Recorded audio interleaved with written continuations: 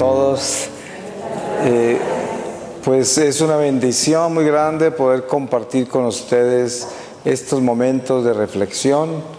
Le doy muchas gracias al Padre, al párroco de esta iglesia, a Dominique y todos los peregrinos del amor, al Padre Blais que nos acompañó en oración y que ha sido guía de nuestra comunidad también, y una comunidad de Santa Teresa de Calcuta con la cual he tenido una unión muy grande desde hace unos años, y por eso me alegra mucho que el Padre haya regresado a Guatemala. Voy a comenzar con una reflexión sobre el espíritu de fortaleza. Y antes de comenzar les comparto una lectura de la palabra y les leo a ustedes del capítulo 3 de la epístola a los Hebreos, desde el versículo 1, y dice: Cristo superior a Moisés. Por tanto, hermanos santos, partícipes de una vocación celestial, considerad al apóstol y sumo sacerdote de nuestra confesión, a Jesús, que es fiel al que le instituyó, como lo fue también Moisés en toda su casa, pues ha sido juzgado digno de una gloria tanto superior a la de Moisés, cuanto la dignidad del constructor de la casa supera a la casa misma, porque toda casa tiene su constructor, mas el constructor de todo es Dios. Ciertamente, Moisés fue fiel en toda su casa como servidor, para atestiguar cuánto había de anunciarse, pero Cristo lo fue como hijo, al frente de su propia casa, que somos nosotros, si es que mantenemos la confianza y nos gloriamos en la esperanza. Palabra de Dios. Pues yo pienso que todos nosotros en este caminar con Dios, como católicos, tenemos que siempre mantener esa confianza de la que nos acaba de hablar San Pablo en esta carta. Y esa confianza es la confianza de que Dios verdaderamente cumple sus promesas. Y las promesas en Jesucristo pues son verdad. Y a medida que crecemos en la fe, vamos descubriendo que estamos viviendo en los pasos de un Dios verdadero. Y que nuestra fe es la que nos lleva por este destierro, por esta vida misteriosa, inexplicable, llena de sorpresas, y al mismo tiempo que nosotros buscamos crecer en la fe, estamos también buscando la fortaleza para que el Espíritu de Dios pueda actuar en nosotros, porque no se trata solamente de que nosotros tengamos fe, no se trata de que nosotros seamos buenos creyentes, sino que se trata de que nosotros seamos aquellos a quien Dios llamó para ser pescadores de hombres, porque nosotros tenemos una misión, cada uno de nosotros. Obviamente que la primera es poner en orden nuestra casa, que es nuestro corazón. Como decía la palabra que acabo de leer, la casa de la cual Jesús es el constructor, el arquitecto, somos nosotros todos, que somos su cuerpo místico. Es el constructor, el arquitecto de esta gran casa que es su cuerpo místico, que es toda la humanidad a quien el Padre le dio. Y esto para nosotros debe tener una claridad importante, que es: nos edificamos en Él, confiamos en Él, vivimos en la esperanza en Él, y con la fortaleza que nos da su Espíritu vamos a hacer la misión a la que Él nos llamó. Y sabemos que a medida que caminamos más íntimamente con Dios, nos damos cuenta de la necesidad tan grande que hay de testimonios verdaderos, testimonios que son perseverantes, que son incólumes, que son testimonios que no se doblan ante el tiempo, ni ante las pruebas, ni se doblan ante el mundo, ni se doblan ante ninguna circunstancia. Ese es el testimonio que mueve el corazón en el mundo. Nada más lo mueve, porque el mundo está expuesto a la banalidad, a la superficialidad que viene con el materialismo, el relativismo y todos los ismos que estamos nosotros viviendo en este mundo. Por lo tanto, lo único que tiene sentido real es la vida espiritual que podamos edificar nosotros en Jesucristo, con la plena confianza en Él, llenos de esperanza, y en esa forma el Espíritu Santo puede actuar a través de nosotros y caminamos con un espíritu de fortaleza.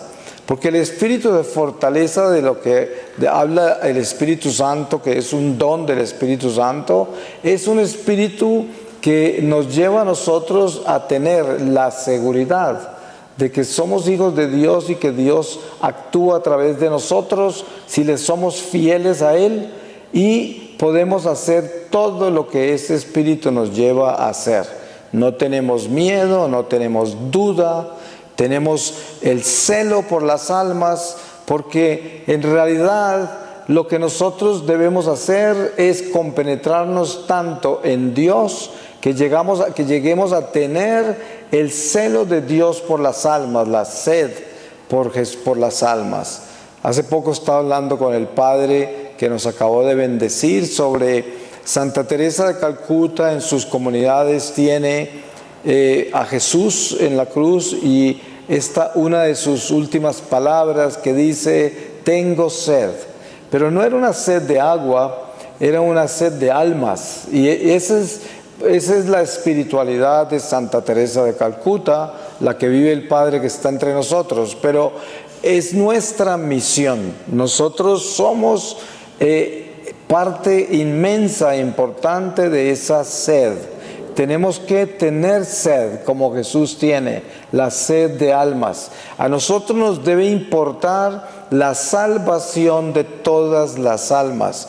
Por eso es que cuando se habla del amor al prójimo, es muy complicado interpretarlo bien, porque no es fácil amar al malo, no es fácil amar al violento, al que no le importa a Dios, al masón, al satánico, a quién sabe cuántas personas contradicen totalmente nuestra experiencia de vida, y gente que nos hace daño, gente con las cuales hemos tenido graves situaciones que han terminado mal y se han perdido las amistades, y cuántas cosas suceden en nuestra vida con los seres humanos. Pero al mismo tiempo, cuando Jesús habla de que resume los 10 mandamientos en 2, que es el amor a Dios sobre todas las cosas y al prójimo como a nosotros mismos, y explica que en esos 2 mandamientos se resume todo el decálogo de la ley, porque primero Dios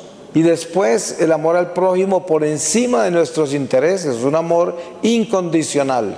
Entonces, cuando uno piensa bien en esto, se da cuenta lo lejos que está de cumplir ese mandamiento del amor al prójimo, porque es que duele mucho amar al prójimo, porque el prójimo es toda la humanidad. El prójimo no es solamente el que está al lado nuestro, el que Dios coloca al lado nuestro. El prójimo es la humanidad entera.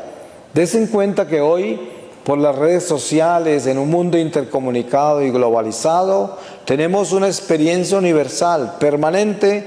Mucha gente antes de acostarse o en cualquier momento del día ve las noticias, y las noticias son universales. Hay algunas noticias locales, pero hasta los canales de televisión más locales siempre filtran información internacional, y estamos constantemente expuestos a la vida de mucha gente alrededor del mundo. Ahora, esas personas que nosotros tenemos la oportunidad de ver en nuestra vida, porque se presentaron ante nosotros por cualquiera de esos canales, esas personas nos pertenecen a nosotros ya, no las podemos ignorar, porque no podemos convertir nuestra vida globalizada en un espectáculo de video, donde esos seres humanos y el drama de sus vidas se convierte en una película para nosotros que no nos toca el corazón, porque ahí es donde está el problema. Si eso llega a suceder, ese segundo mandamiento lo tenemos roto y maltratado, porque ese drama que estamos viendo ahí, ese es el prójimo. Y si a usted no le duele, porque está muy lejos de usted o porque no se relaciona con usted por raza, por credo, por nación, por cualquiera que sean las razones, por distancia, eso es una división que no podemos permitir en nuestro corazón. Yo le digo a la gente, miren, vivimos en un mundo que tiene grandes herramientas, que si nosotros las sabemos utilizar, podemos hacer de este mundo algo maravilloso, por los avances que hemos logrado, tecnológicos, la industrialización, la ciencia, todo el progreso de la humanidad. Esto es una herramienta que Dios ha permitido desarrollar, porque nada se mueve sin su voluntad. Pero es nuestra responsabilidad utilizar todo esto que Dios nos da para glorificarlo a Él, para construir, no para destruir, para unir, no para dividir, para santificar y no para demonizar. Y todo esto hay que tenerlo claro en todo lo que hacemos con lo que utilizamos. Entonces, si vamos a utilizar las redes sociales y nos vamos a querer enterar de lo que sucede alrededor del mundo, más vale que nos preparemos para estar seguros de que somos capaces de asumir esa responsabilidad. Porque si usted se asoma por la ventana de todo lo que está sucediendo en el mundo, es porque a usted le interesa interceder por toda esa gente que se asomó por esa ventana. Usted es responsable de ellos, todos. Cuando usted va por la calle y camina hacia donde usted va, mucha gente lo cruza a usted. Todas esas personas Dios se las colocó en su camino y usted se hace responsable de ellas. Usted se da cuenta que muchas veces nosotros con extraños en la calle somos impactados y afectados para bien o para mal con una sola mirada o con solo pasar por el lado de ellos. Todos nos afectamos los unos a los otros. Esto no es simplemente gente cruzando como si fueran peces que pasan nadando por el lado de nosotros. No, cada ser humano es un edificio de vida y vibra y respira y es parte del mismo organismo al que nosotros pertenecemos. Somos células de la vida. Ahora, no todos han sido llamados a ser ese cuerpo místico del Señor. El mismo Señor lo describe con claridad en el Evangelio cuando habla de aquellos que el Padre le dio. Pero, sin embargo, todos los seres humanos son escogidos por Dios para la salvación.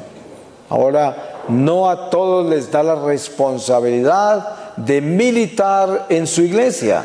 Eso es un llamado. Desen cuenta que dentro de todo el pueblo que Él reunió, desde los patriarcas que venían de la rama de Abraham, donde se desprende el judaísmo, todos ellos fueron escogidos para preparar la encarnación del Mesías. Nosotros somos católicos hoy gracias al pueblo de Israel y los sacrificios, las pruebas que vivieron, todo lo que les pasó por tantos siglos para preparar la encarnación del Mesías.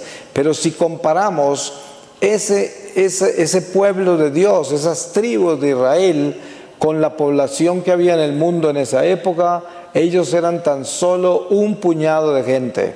Y Dios los había escogido para la salvación de toda la humanidad.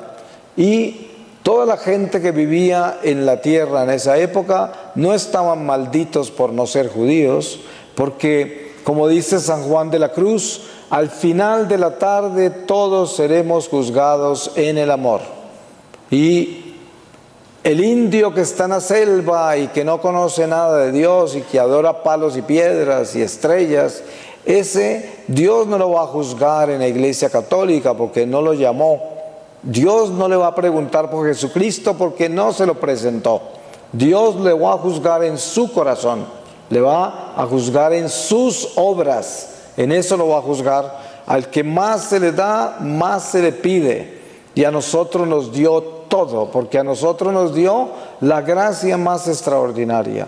Y aquellos pequeñitos a los cuales Dios no se le mostró ni reveló y los dejó vivir la vida natural, los va a juzgar sobre la vida natural. Porque en el amor de Dios no hay excepciones, Dios no discrimina a nadie, Dios a todos nos ha creado con amor, pero cada uno de nosotros está escogido para una misión diferente. Y nosotros como católicos somos el pueblo de Dios, el nuevo pueblo de la nueva alianza en Jesucristo.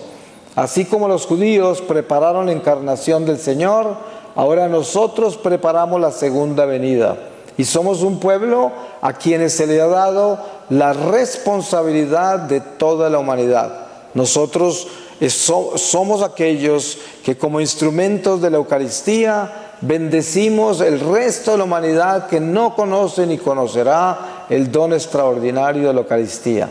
Pero desde el altar, donde se consuma ese misterio, se irradia la luz del cielo que baña a todas las almas en la tierra entera, y nosotros somos los instrumentos de esa iglesia, somos un cuerpo que se llama el cuerpo místico del Señor, piedras vivas del templo de Dios.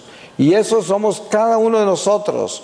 Es importante que en este caminar con nuestra fe nos integremos en esa realidad espiritual de saber quiénes somos, para que no sea nuestra experiencia con Dios tan solo una experiencia religiosa, la cual es muy buena tenerla porque fue esta religión la que Dios nos dio y es la del Señor, pero hay que trascenderla.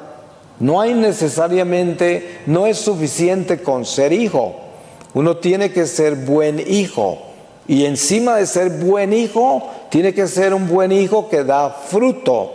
Y el fruto que da, que lo dé para glorificar a aquel a quien le dio la vida. Y esto es lo que nosotros debemos tener claro para que en nuestro corazón haya paz. Ustedes saben que la religión sola no nos trae paz. Usted puede orar todo el día de rodillas y ser una persona muy devota, muy piadosa, pero no necesariamente esa es la condición para que usted tenga gozo y paz en su alma, porque el corazón suyo es del cual depende la realidad de lo que usted verdaderamente es. Porque orar, ustedes cuando leen en el Evangelio, los fariseos, los saduceos, los escribas de los tiempos de Jesús, del pueblo de Dios, se da cuenta todo lo que Jesús nos enseña sobre ellos, cómo Él los exhorta de duro porque eran sus judíos y los quería despertar porque los amaba, pero los trataba muy fuerte, con una firmeza increíble, les ponía los adjetivos que uno los consideraría pues bien ofensivos desde el punto de vista humano, pero ya sabemos que Él era Dios y cómo iba a ofender Él. Él lo estaba haciendo para salvarlos y los llamaba raza de víboras, sepulcros blanqueados, a ver si se despertaban. Y esto es lo que sucede con la religión. Entonces, el Señor nos pide mucho más. Ustedes se dan cuenta que cada vez que Jesús estaba reunido con los apóstoles y les decía algo que les tocaba la fibra de su alma, en la profundidad de su corazón, lo único que salía de ellos como una exhalación era: Señor, aumenta nuestra fe, porque sentían la necesidad que tenían de tener más fe, porque se acababan de dar cuenta con lo que Él les había dicho que no tenían fe, porque el Señor constantemente los estaba deslumbrando con todo lo que hacía, y sin embargo cada vez estaban hablando como si nunca hubiesen visto nada extraordinario salir de Él, como si no hubiese hecho nada. Cada vez estaba la duda, cada vez estaba esa fuerza humana que les impedía creer y confiar y tener esperanza. Pero sabemos que el Señor decía, es que hasta que no venga la promesa, que es el Espíritu Santo, no van a entender y además no van a tener la fuerza para morir por mí, para morir por la verdad. Y eso fue lo que sucedió. Ustedes saben que todos se esparcieron y corrieron de miedo cuando llegó el momento de la verdad, pero ese espíritu de fortaleza que yo quiero traer a esta reflexión con claridad es precisamente ese Paráclito, ese Espíritu Santo que llega en Pentecostés, que es una promesa que Jesús hizo. Y sabemos que los envió a esperar. Después de que Él ascendió, les dijo: no se vayan de Jerusalén, quédense allá, en ese cuarto de arriba, hasta que llegue el Paráclito. Él los mandó a orar. Nunca les dijo cuánto se iba a tardar. Sabemos que fueron 9 días y entendemos que sobre una novena se construye la iglesia peregrina. Ahí es el envío de la iglesia, es en Pentecostés. Porque antes no se podían enviar porque no tenían el espíritu de fortaleza. Ustedes saben que cuando Jesús resucitó, ¿dónde estaban los apóstoles? Estaban en el cuarto de arriba, con miedo, orando. Todavía seguían ahí a pesar de todo, ¿no? O resucita el Señor resucita y los encuentra con miedo, ¿no? Todavía no tenían el espíritu de fortaleza. Y pasó 40 días entre ellos, en los cuales les apareció no sé cuántas veces, y seguían callados, no le contaron a nadie que el Señor había resucitado. Se la pasaban por allá escondidos o pescando, tratando de reanudar sus vidas naturales, las que tenían antes de Jesús. Y el día que llega el Paráclito, cuando ya Él asciende al cielo y a los 9 días llega, ustedes saben todo lo que pasa desde ese balcón, cuando Pedro da semejante discurso y se transforma todo. ¿Pero por qué? Porque llegó el espíritu de fortaleza y ya ninguno de ellos tuvo nunca más miedo a proclamar el resucitado. A todo mundo se lo decían, en todas partes. Ellos le tenían pánico al templo porque ahí estaban los que habían crucificado al Señor. Y ellos se habían acobardado de miedo de ellos, del Sanedrín, de todos esos sacerdotes. Y sin embargo, allá se fueron derechito. Allá se fueron a proclamar al Mesías porque ya tenían ese espíritu de fortaleza. Entonces, a lo que yo quiero llegar es a esto. Nosotros debemos ser lo suficientemente conscientes y responsables para entender que nosotros recibimos ya ese espíritu de fortaleza. Ninguno de nosotros tiene la excusa de vivir con miedo ni con dudas, sin esperanza y sin esa luz de Dios, porque a nosotros ya se nos ha sido dado el Espíritu de Dios. ¿Se dan cuenta la responsabilidad que tenemos? Entonces, ¿qué sucede con nuestra vida cristiana? Que es fácil que nos enredemos en los asuntos de esta vida y estemos tan solo ocupados en nuestra pequeña vida y en nuestras pequeñas luchas y proyectos, deseos y todo lo que somos nosotros como criaturas, pero olvidando de que nosotros fuimos escogidos para algo mucho más grande que eso. La vida natural, nuestra pequeña vida, es algo que debemos honrarla para ser dignos de lo que Dios nos ha dado. Pero lo más importante para hacer es la misión que Él nos confió. Eso es lo más importante. Usted no puede gastarse su vida cuidándose a sí mismo, y eso es todo lo que hace, cuidándose a sí mismo y cuidándose de esos que le duelen, los que tiene al lado. Y el resto de la humanidad, nada que me duele, nada que me importa, ni nada que hago nada por ellos. Esa es una situación muy difícil, porque yo les aseguro que si ustedes se mueren hoy y se presentan ante el tribunal de Jesucristo, como nos va a tocar a todos nosotros, inmediatamente morimos para nuestro juicio personal, el Señor les va a preguntar por un poquitico más que la vida de ustedes y de aquellos que le dolían, que estaban inmediatamente a su lado, aquellos de su sangre y aquellos que eran importantes para usted. El Señor le va a mostrar todo su caminar, por dónde pasó, y toda la gente que le puso en su camino. Y le va a mostrar uno por uno, hasta el extraño que lo cruza en la calle. Hablaba de que la gente que cruza nuestro camino momentáneamente, que a lo mejor nunca más volveremos a ver, esa persona cruzó nuestro camino y nosotros cruzamos el camino de esa persona. Por un instante, pero ¿saben qué? ¿Cómo lo cruzamos? Eso es lo que aparece ante el Señor y eso es lo que vamos a ver. Por eso es que nuestra responsabilidad es asegurarnos de que seamos estos instrumentos que llevan el tesoro. San Pablo lo describe así: somos vasijas de barro que llevan el tesoro. Cuando somos fieles a Dios, cuando somos lo que debemos ser, hijos de Dios, llevamos la luz. Entonces todo el que cruza nuestro camino recibe lo que nosotros llevamos. Ese misterio de entregar lo que llevamos, eso lo hace Dios. Nosotros no sabemos cómo entregarlo, pero el Señor sí sabe. Lo único que debemos hacer es ser esos instrumentos. El burrito del domingo de Ramos llevaba el tesoro a cuestas, lo llevaba. Él no sabía.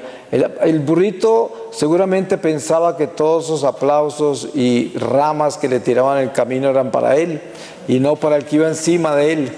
Pero la realidad es que nosotros debemos ser esos instrumentos que llevan el tesoro, porque el que va encima es el que sabe todo lo que tiene que hacer. A nosotros nos corresponde mantener este instrumento limpio, mantener este instrumento preparado, y el Señor hace lo demás. Es como la oración. Nosotros oramos, presentamos súplicas ante el Señor, nosotros intercedemos, todo eso lo hacemos, pero el fruto de esta oración no puede ser algo que dependa de nosotros, porque entonces eso no es una oración. La oración es incondicional si es una verdadera oración. Yo oro, confío y se lo dejo al Señor, lo abandono en Dios. Esa es la oración perfecta. Y lo mismo es nuestra vida. Yo le obedezco al Señor, yo camino de acuerdo a su ley y lo demás le pertenece al Señor, que es el orden, el destino y las circunstancias de mi vida quedan completamente en Él. Porque ¿cuáles son los dos defectos humanos más peligrosos que tenemos nosotros? El deseo de controlar a todos, controlar nuestra vida, controlar incluso a Dios, porque oramos a Dios pidiéndole cosas en la forma que nosotros las queremos controlar hasta nuestra relación con Dios. Y lo otro es el buscar la atención del prójimo, buscar los aplausos, el ser aceptados, admirados, apoyados, distinguidos y quién sabe, reconocidos. Todo esto es parte de un enemigo que tiene el ser humano, el querer controlar y el necesitar ser apoyado, aprobado, reconocido, aplaudido, amado, perdonado, porque todo eso queremos nosotros que se nos dé. Pero esos son dos defectos, esos son dos defectos graves. Nosotros tenemos que liberarnos de los dos, porque nuestra verdadera confianza en Dios nos lleva a vivir lejos de querer controlar, lejos de necesitar ser aplaudidos y aprobados. Eso no es nada que tenga que ver con Dios ni con el Espíritu de Dios. Eso no es bueno, pero el mundo vive de eso. Es más, las psicologías modernas tratan a la gente dentro de esos parámetros. Ellos le enseñan a la gente a controlar su vida y también asegurarse que consigan el apoyo de la gente que los rodea y en los medios en que se desenvuelven. Es una psicología primitiva, porque cuando hablamos de lo que es espiritual, trasciende esa psicología. Nosotros estamos mucho más adelante que esa psicología primaria, que no es mala en lo primario, pero no es espiritual ni busca la perfección. ¿Y qué estamos buscando nosotros? Hay algo importante que yo escuché una vez, y es que en un retiro de jóvenes, un joven me preguntó, ¿por qué Dios es invisible? Y yo no le contesté hasta después del descanso que teníamos del almuerzo. Me fui al Santísimo. Y después de mucho rato de estar ahí, al final ya casi para retirarme, el Señor con claridad me mostró que Él no era invisible, que Él es perfectamente visible. Por eso tenemos que ser perfectos para poderlo ver. Y esto es algo que debemos entender. ¿Qué estamos buscando nosotros? Estamos buscando la perfección. Por eso Jesús pidió, sed santos y perfectos como mi Padre es santo y perfecto. Eso, si fuera imposible, no nos lo hubiera pedido. Y esa debe ser nuestra meta. Y por eso no se trata de que yo quiera controlar mi vida ni controlar a nadie. No se trata de lo que la gente piense de mí o lo que me va a dar o lo que yo quiero de ellos. Esa no debe ser mi ancla. Eso no debe ser lo que me da paz o alegría o lo que me da esperanza. Si yo dependo de eso, voy a ser un miserable, porque no puedo controlar nada. Solo Dios tiene control de todo esto. Y tampoco puedo depender de las reacciones de la gente. La mayoría de las veces me van a decepcionar porque no me van a dar lo que yo esperaba. Y por lo tanto, vivo una vida totalmente vulnerable, una vida totalmente frágil y una vida que se rompe en cualquier momento y quedo en las manos del destino del mundo, del azar. Porque por mí mismo no tengo fuerza, porque no tengo en mí el Espíritu de Dios de fortaleza que me lleva por encima de todas las circunstancias de la vida, incluyendo mi propia naturaleza humana, que es la primera que quiere acabar con todo. Porque tenemos un instinto de autodestrucción por culpa del pecado original y de nuestra mortalidad, porque somos seres imperfectos. Y entonces instintivamente buscamos la autodestrucción. Por eso uno no se explica cómo el ser humano hace tantas cosas que le hacen daño, que lo perjudican y las hace. Y a veces a la gente hay que llegar a extremos para poderles ayudar, para que no se destruyan. Y uno dice, ¿cómo es posible que los seres humanos busquemos destruirnos? Porque cuando usted mira lo que es la consecuencia del pecado, se da cuenta que si uno está en pecado, está autodestruyéndose. Muy sencillo. La iglesia es perfecta. La ley de Dios es perfecta. Los mandamientos que Dios le reveló a Moisés son absolutamente perfectos. Si nosotros los observamos, evitamos autodestruirnos. Si nosotros no los observamos, nos autodestruimos. Por eso Él, a pesar de habernos desterrado por la desobediencia, se vino a nosotros y nos enseñó cómo superar el destierro y regresar a casa. Y nos empezó a enseñar desde el Éxodo con Moisés. Por eso San Pablo dice, todo lo que le sucedió a ese pueblo judío, eso es una señal y una advertencia para nosotros que vivimos en el día que se apellida de hoy. O sea, para esta generación, para nosotros, todo lo que ellos vivieron. ¿Y qué fue lo que ellos vivieron?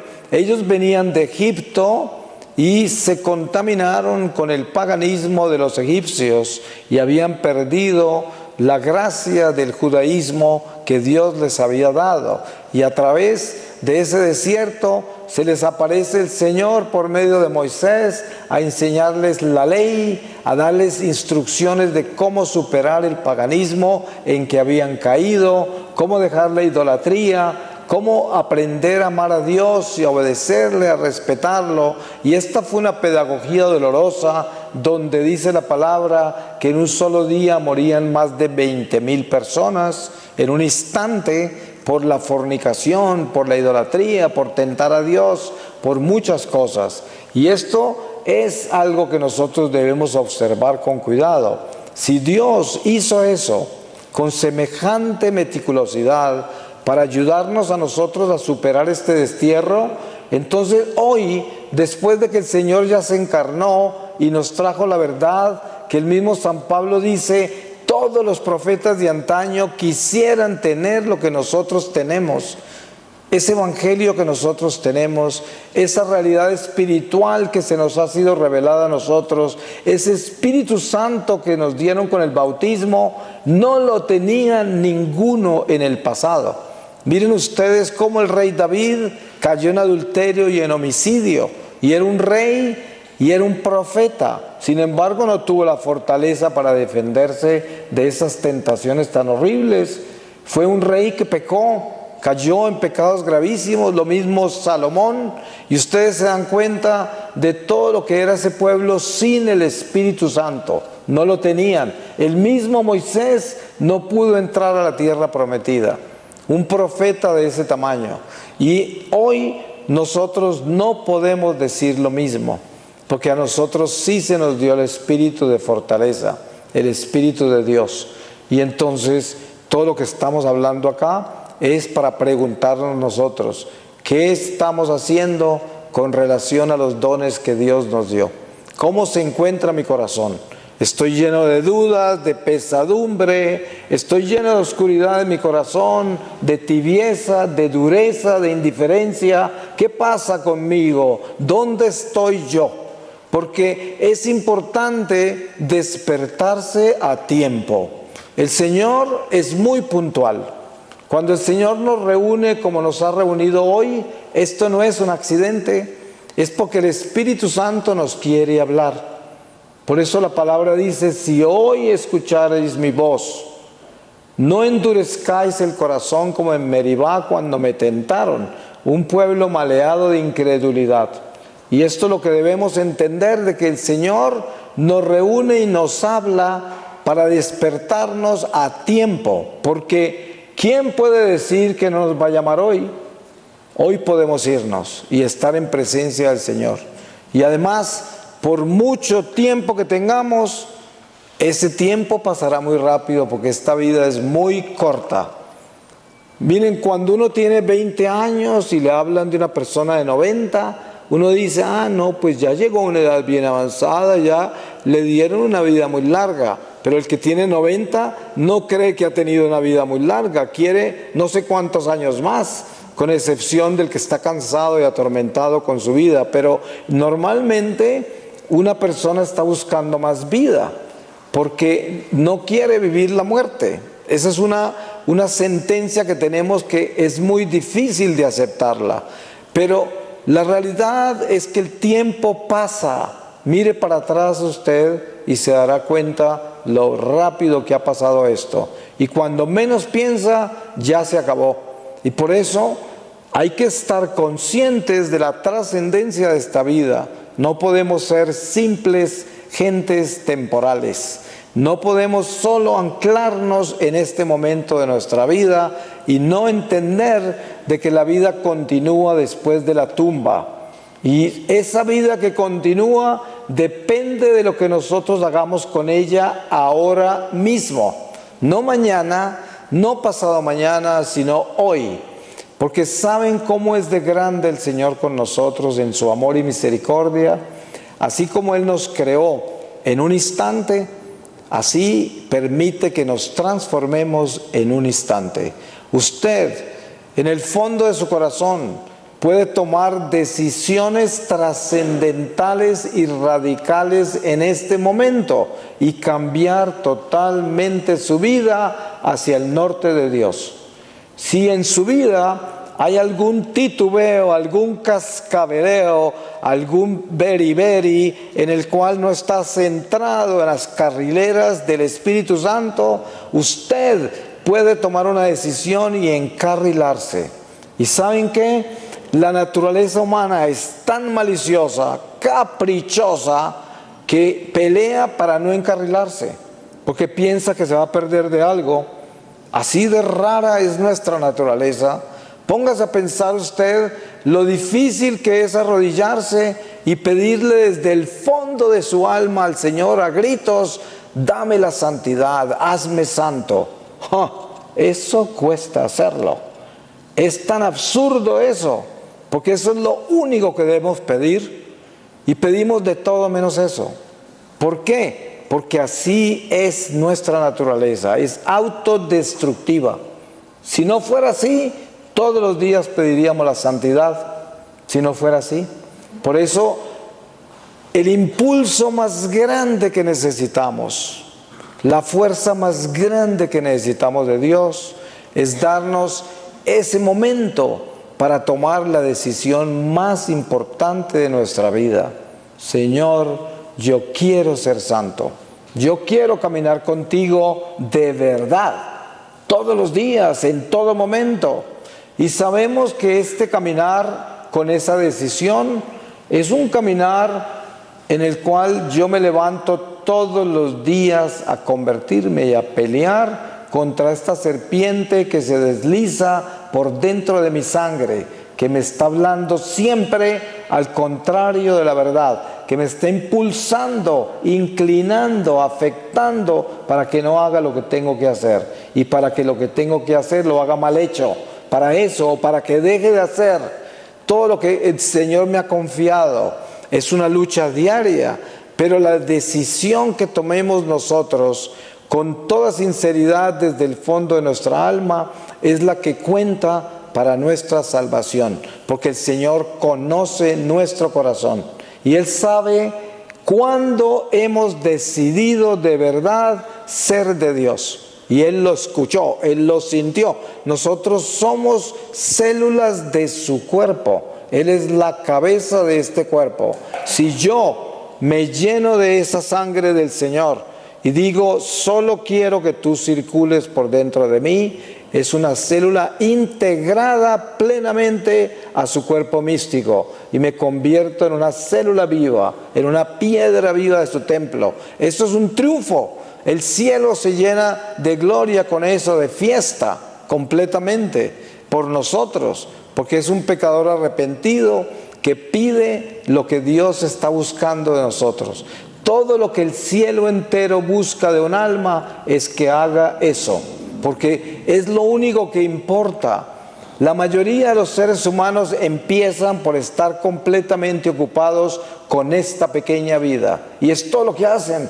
Se levantan a ocuparse con esto y no hacen sino esto todos los días, 24 horas al día. Incluso se sueñan solo con esto, nada más.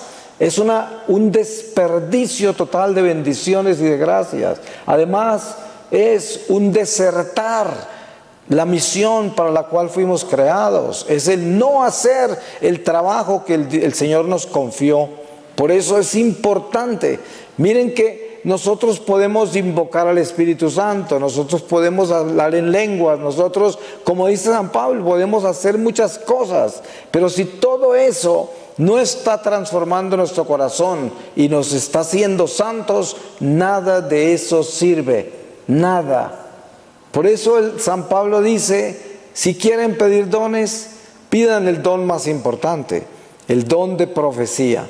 Porque el don de profecía no es simplemente que adivine el futuro, el don de profecía es el don que edifica la iglesia.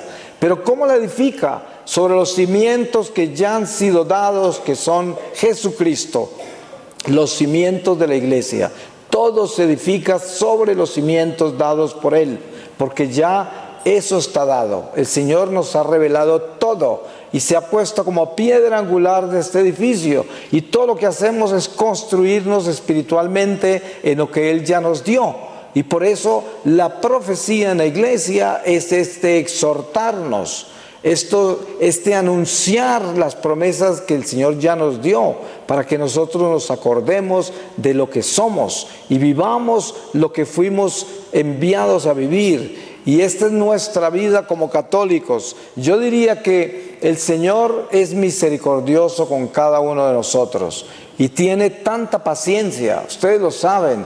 Pero al mismo tiempo, Él quiere que hagamos lo que vinimos a hacer. Él no nos quiere encontrar al final de esta vida y no poderlo mirar a los ojos porque instantáneamente vemos todo lo que no hicimos. Y eso duele mucho porque eso no tiene reversa. No se puede regresar a esta vida ya a hacer lo que teníamos que hacer.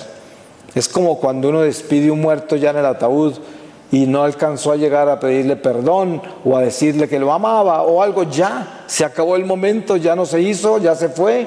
Eso es lo que pasa con la vida nuestra cuando la enterramos. Igual estamos como un alma parada al lado del ataúd de nuestro cuerpo que se va a descomponer y ya no podemos entrar en ese cuerpo ni regresar a este mundo. Y ya no hay nada que hacer, no tiene solución.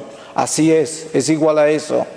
Pues pidámosle al Señor que nos dé la bendición tan grande de entender lo que significa el espíritu de fortaleza que nos ha dado y lo importante que es abrazarnos a Él, caminar con Él, vivir en Él y hacer todo lo que Él nos está guiando a hacer, que es esa voz interior de nuestra conciencia que siempre nos dice la verdad. Voy a cerrar con una lectura de la palabra y les voy a leer a ustedes de la segunda epístola a los Corintios, capítulo 5, desde el versículo 11, el ejercicio del ministerio apostólico. Por tanto, conociendo el temor del Señor, tratamos de persuadir a los hombres, pues ante Dios estamos al descubierto, como espero que ante vuestras conciencias también estemos al descubierto. No volvemos a recomendarnos ante vosotros, solamente queremos daros ocasión para gloriaros de nosotros y así tengáis de qué responder a los que se glorían de lo exterior y no de lo que está en el corazón. En efecto, si hemos perdido el juicio, ha sido por Dios, y si somos sensatos, lo es por vosotros, porque el amor de Cristo nos apremia al pensar que si uno murió por todos, todos por tanto murieron, y murió por todos para que ya no vivan para sí los que viven, sino para aquel que murió y resucitó por ellos. Palabra de Dios.